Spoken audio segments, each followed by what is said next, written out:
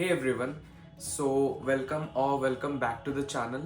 My name is Orko Prabha Sarkar and I secured an All India rank of 3787 in NEET 2025. तो यार recently मेरी बात मेरे कुछ जूनियर्स से हो रही थी and they were asking me कि मैंने अपने ड्रॉप ईयर में अपना टाइम कैसे मैनेज किया था कितने घंटे पढ़ता था कैसे पढ़ता था and what was my overall time table.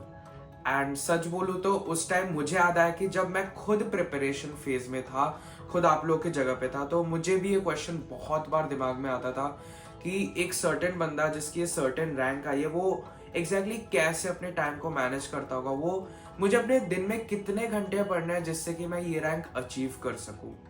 So I thought why not make a video on this. So in this video I will be telling about कि मेरा पर्सनली क्या टाइम टेबल था एंड उसमें क्या गलतियां थी and how should you make your timetable to excel in NEET. So let's begin. So let us first begin कि मैंने अपने ड्रॉप ईयर में कैसे टाइम मैनेज किया। यार इसको दो पार्ट में मैं डिवाइड करूंगा, एक जिस दिन मेरे कोचिंग होती थी और जिस दिन मेरी नहीं होती थी। सो मेरे वीकली 4 days कोचिंग होती थी एंड 3 days ऑफ रहता था। मुझे जितना याद है मेरा जो कोचिंग वाले दिन जो टाइम टेबल रहता था, मेरे क्लासेस जो है 8:30 से 3:15 तक रहते थे एंड हमारे 3 सब्जेक्ट्स के क्लासेस होते थे एंड वो 2-2 घंटे के होते थे, तो मेरा 6 घंटे का स्टडी आवर्स जो है वो कोचिंग में ही निकल जाता था। 8:30 से होता था तो आई वुड ट्राई कि 7 बजे तक उठ के 8:15 तक कोचिंग पहुंच जाऊँ एंड 15-20 मिनट जो भी हो सके थोड़ा रिवाइज करो, फॉर्मूला या बायो का कुछ देख लूँ, तो ऐसा सीन रहता था। उसके बाद 3:15 को क्लासेस खत्म हुए तो मैं 3:45 तक ट्राई करता था कि घर पहुंच ही जाऊँ। उसके बाद थोड़ा सा फ्रेश होके थोड़ा खाना खा के, अब this is an important part, I know ये बहुत लोग नहीं करते but I use to do this. मैं 4:30 से 5:30 बाहर खेलने जाता था, कुछ भी खेल लिया, क्रिकेट खेल लिया, बैडमिंटन खेल लिया या फिर टेबल टेनिस खेल लिया, जो जिस दिन मन किया।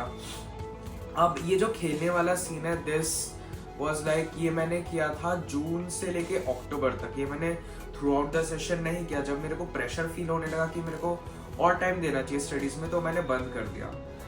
तो ये वाला जो चीज़ है ये मैंने जून से अक्टूबर तक किया। इसका मेन रीज़न ये था कि यार 6 घंटे कंटिन्यूअस कोचिंग के बाद आई मेड श्योर कि यार मेरा माइंड थोड़ा सा तो फ्रेश हो जाए। थोड़ा सा भी इस टाइप का अगर आप आउटडोर एक्टिविटी करते हो आपका ब्रेन काफ़ी फ्रेश हो जाता है। अब ये मैं खुद के लिए कह रहा हूँ, मे बी ये आपके लिए ना हो, मे बी आप फिजिकली टायर्ड हो जाओ, आगे ना पढ़ पाओ। This thing can vary from person to person. For me this thing work.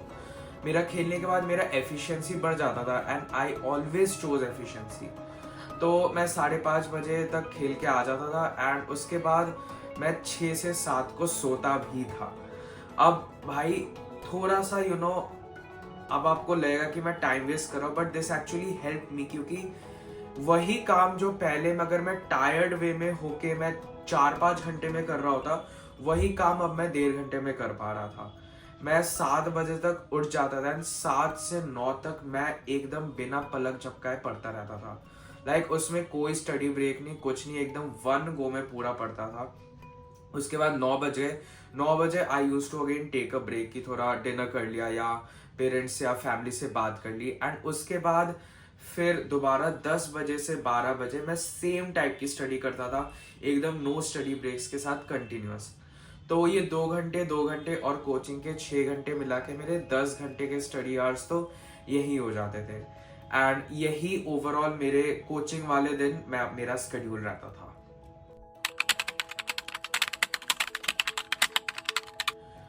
यार मेरे 4 दिन क्लासेस होते थे एंड उसके बाद 3 दिन की कंटिन्यूअस छुट्टी। तो इन 3 दिनों में सबसे पहली बात, मैं थोड़ा ज़्यादा सोता था। मेरी जब क्लासेस होती थी मैं 6:30 से 7 घंटे सोता था, बट अब जब छुट्टियां थी 3 दिन की तो मैं ट्राई करता था उस नींद को यहाँ पर कवर कर लूँ, तो मैं एटलीस्ट 8 से 9 घंटे सोता था।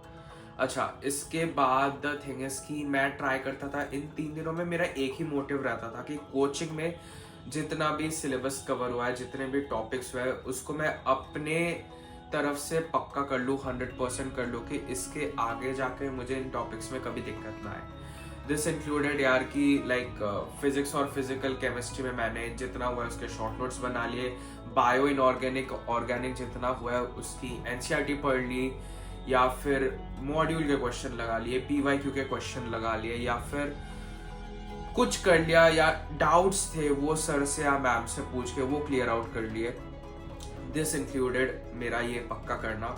एंड ऑल्सो इन 3 दिनों में मैं मेरा जो कोचिंग का अपकमिंग टेस्ट होता था उसकी तैयारी भी किया करता था। इन 3 दिनों को आपको अच्छे से यूज करना है, जैसे भी आप पढ़ रहे हो ऑनलाइन ऑफलाइन। ये 3 दिन जो आपको मिलता है इसमें आपके बैकलॉग्स वगैरह सब क्लियर हो जाने चाहिए अच्छे से। ऑल्सो यार अब द थिंग इज, इस पे फिर से आप कहोगे कि मे बी मैंने टाइम वेस्ट किया, but I know what I did यार। मुझे लगता है कि यार एक ड्रॉप लेना एक चीज होती है और ड्रॉप सर्वाइव करना एक चीज। कंटिन्यूअसली आप एक रूम में बैठे बैठे पढ़ रहे हो, सो इसका कहीं ना कहीं इफेक्ट आपके ब्रेन पे पड़ता है। I mean you are not a robot, आप कंटिन्यूअसली नहीं पढ़ सकते। तो इन 3 दिनों में से एक दिन मैं डिसाइड करता था जिसमें 4 से 5 घंटे मैं एक रिक्रिएशनल एक्टिविटी को टाइम देता था। अब चाहे वो फैमिली के साथ कहीं बाहर डिनर करने जाना हो या फिर फ्रेंड्स के साथ कहीं बाहर घूम लिया, what ever it is, but मैं ये करता था क्योंकि यार अल्टीमेटली आपको अपना मेंटल हेल्थ सही रहना है। क्योंकि इस बार तो पता चल गया कि भाई अगर आपकी मेंटल हेल्थ सही नहीं रहेगी तो नीट आपका क्या हाल कर सकता है। सो आई मेड श्योर कि यार इन 3 दिनों में मेरा जो है कोचिंग का सब कुछ कंप्लीट हो जाए, मैं थोड़ी टेस्ट की तैयारी कर लूँ एंड थोड़ा सा मेरा ब्रेन फ्रेश हो जाए। तो ये रहता था मेरे नॉन कोचिंग डेज का रूटीन। तो यार all in all what I wanted to say is कि सबसे पहले एक चीज अपने दिमाग में डाल लो। कुछ बच्चे होते हैं जो कि ऐसा टाइम टेबल बनाते हैं कि 9 से 10 ब्रेकफास्ट, 10 से 11 तक स्टडी सेशन 1, 11 से 12 तक नहाना या समथिंग लाइक दैट, 12 से 1 लंच, 1 से 2 पढ़ाई। ऐसा टाइम टेबल कभी जिंदगी में मत बनाना, ये गलती मैंने खुद की थी। अगर आप बहुत भी स्ट्रिक्ट हो अपने टाइम टेबल को लेकर, आप मैक्स टू मैक्स 1 हफ्ता से 10 दिन इस चीज को फॉलो कर पाओगे, उसके बाद नहीं हो पाएगा। क्योंकि यार हर एक दिन अलग होता है, आप एक इंसान हो यार। किसी दिन कोई घर पे इमरजेंसी आ गई, किसी दिन कुछ हो गया, तो आपको ऑल्टर करना पड़ेगा। मैंने खुद अभी आपको जो टाइम टेबल बताया है ये मेरा कोई फिक्स नहीं था, हर दिन थोड़ा बहुत ऊपर नीचे शिफ्ट होता रहता था। And this is normal and very human, you need to accept it. अच्छा, also there are some things यार जो कि मैं डेली किया करता था, तो मैंने सोचा वो भी बता दूं। डेली मैं मेक श्योर करता था कि बायो एनसीईआरटी के 5 पेजेस मैं पढूं डेली, इनऑर्गेनिक के 2 पेजेस में डेली पढूं, फिजिक्स एंड फिजिकल केमिस्ट्री के मैं 2 चैप्टर्स के शॉर्ट नोट्स डेली पढूं, एंड ऑर्गेनिक के भी 2 पेजेस एनसीईआरटी के डेली पढूं। लाइक ये मेरा रूटीन में कांस्टेंट रहता था each and every day, even on the day जिस दिन मैं थोड़ा घूमने गया या फिर कोई ब्रेक लिया। मेरा पहला प्रायोरिटी रहता था कि ये तो मेरा डेली का डेली कंप्लीट हो।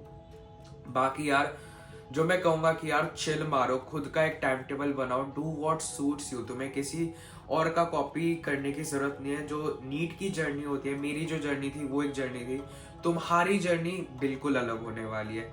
हर किसी का एक खुद का तरीका होता है पढ़ने का। सो प्लीज डोंट कॉपी किसी का टाइम टेबल, खुद के लाइफ के हिसाब से बनाओ एंड चिल मार के पढ़ते रहो आराम से। So guys that's it for today's video. अगर आपको कोई भी क्वेश्चन है रिगार्डिंग नीट या टाइम टेबल या स्टडीज कुछ भी, feel free to ask your question in the comment box and I will definitely reply to it.